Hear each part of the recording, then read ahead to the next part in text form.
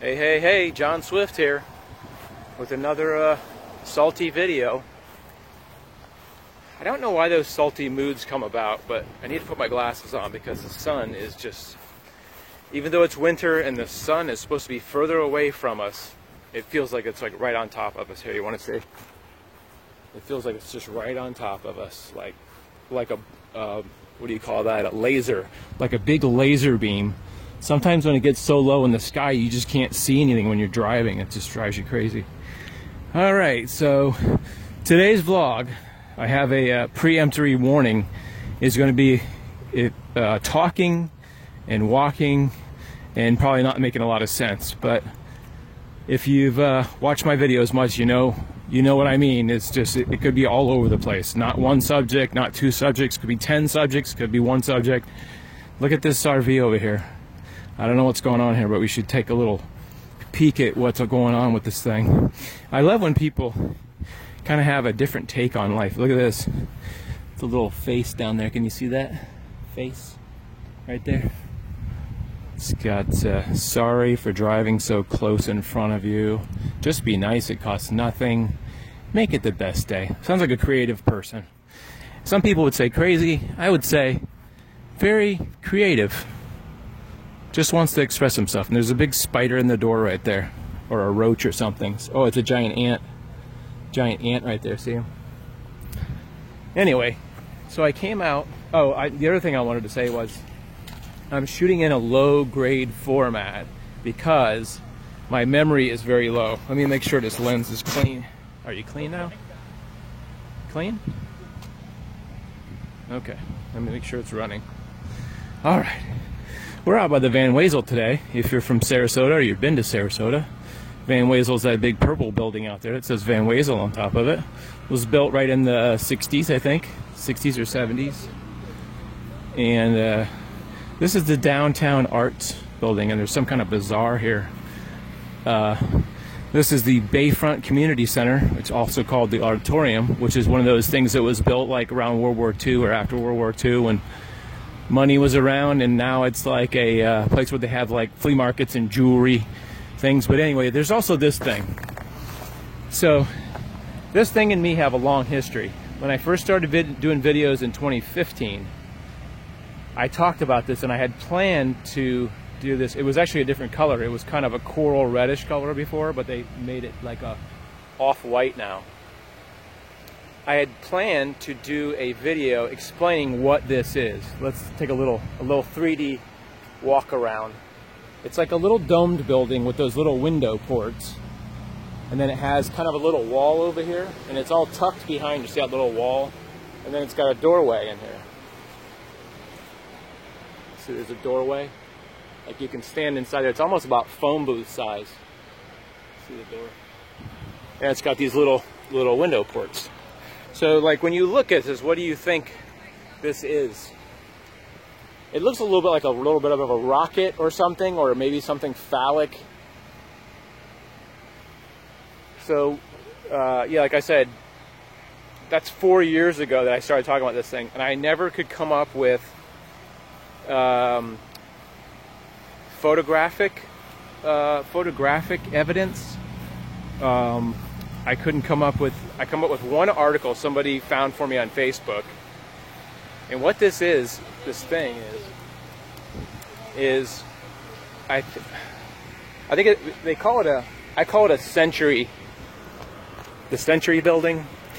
It's what would be on a Spanish castle. So if you've ever seen any castles, there's one in Florida and up north. This would be the edge of the, like, if say the castle's 30 feet tall, that would be the edge where a sentry would look out of the windows and keep an eye out for attacking people. And it had those little small windows so that you couldn't get shot, or, you know, arrows wouldn't go through. So why is it here? Why is it next to this building? Well, I wasn't prepared to do this video, and like every time I come out here, I'm like, I should get my notes and come out here and do it. A guy built a park out here. So where this big parking lot is in front of the Van Wezel was not here. I'm saying like 1950s, I think, and possibly into the early 60s, it was taken down. This was just a big grass lot back in the old days. So this had that little, I keep wanting to call it a parapet. I can't remember if that's the right word, but you can look it up online and look up Spanish castles or like Florida. Like St. Augustine has one, and it has these things on the edge of the top of the wall. So where the parking lot is, that was grass, and there was like tennis courts or something there, and this building I think was there too.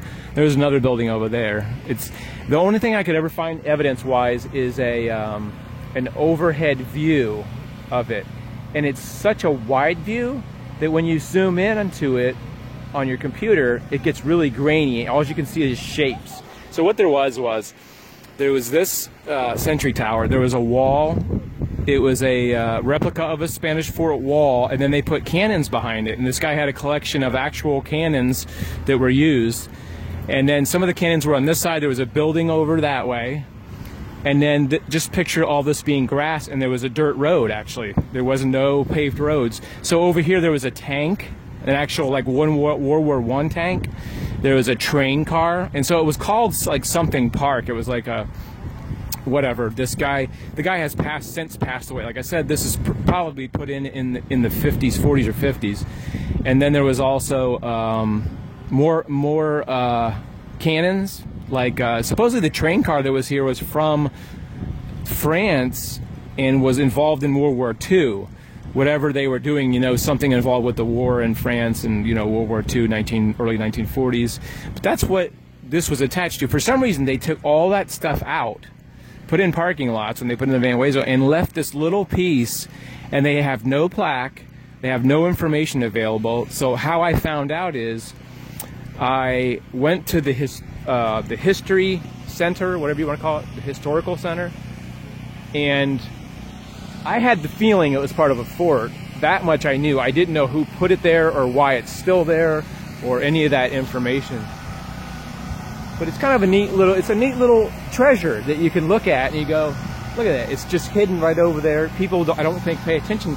I think they think it's just an architectural thing. Like it just, somebody put it there as just like the beginning of a fence or something. It's some kind of monolith.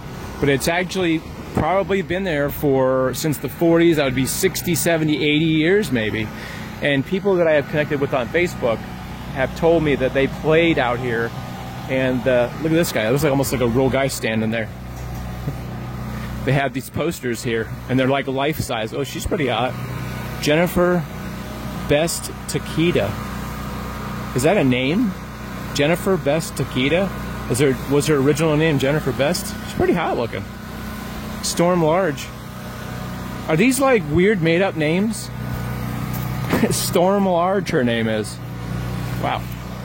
Anyway, there's some kind of bazaar going on here with some bizarre things going on, and this is the place I used to walk when I was when I started out in 2015. For some reason, instead of sitting home in front of my computer in front of a webcam just talking, I like to walk because that's when I'm like most in touch with my brain and I don't have any outside distractions. The TV's not on, the radio's not on, there's no computer, and I'm just sort of out by myself. Today it's a little bit busier. Like I said, there's a bazaar going on here. Doesn't bazaar like have a double meaning? It's like bazaar is like weird, plus it's like flea market-ish. I asked some girls when I was coming up if it was bizarre, and she goes, yeah, it was a little bizarre. Anyway, I'm gonna sign off, go for a run. I have to go to the bathroom too, so I'll see you in the next vlog. Have a great day. Love you guys.